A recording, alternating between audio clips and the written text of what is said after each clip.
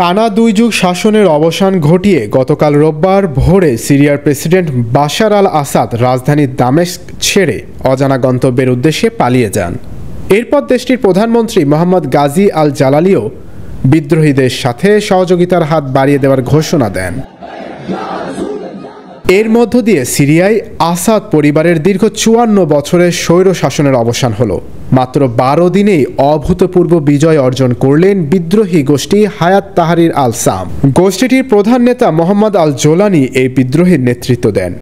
সংবাদ মাধ্যমের প্রতিবেদন অনুযায়ী যদিও ২০১১ সাল থেকেই স্বৈরশাসক বাশার আল আসাদের বিরুদ্ধে ব্যাপক বিক্ষোভ শুরু হয়, ওই সময় বিক্ষোভকারীদের দমনে কঠোর পন্থা অবলম্বন করেন বাশার।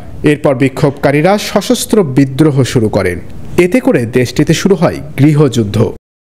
পরবর্তীতে বাশার আল আসাদকে বাঁচাতে এগিয়ে আসে রাশিয়া, ইরান ও লেবাননের হিজবুল্লাহ।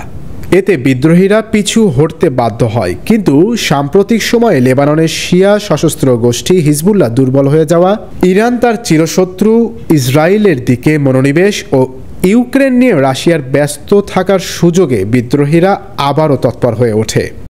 এরই ধারাবাহিকতায় মোহাম্মদ আল জোলানির নেতৃত্বে হায়াত তাহরির আল শাম গত ২৭ নভেম্বর হঠাৎ করে বাশার আল আসাদের বিরুদ্ধে অভিযান শুরু করে।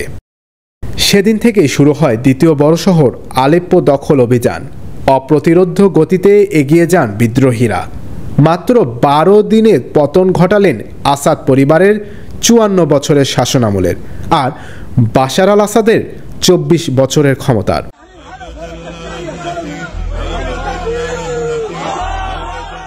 তাদের দ্রুতগতির এই অভিযান আসাদ, তার মিত্র এবং বিশ্ববাসীকে হতবাক করে দিয়েছে। ইন্টারন্যাশনাল ডেস্ক, দৈনিক করতোয়া।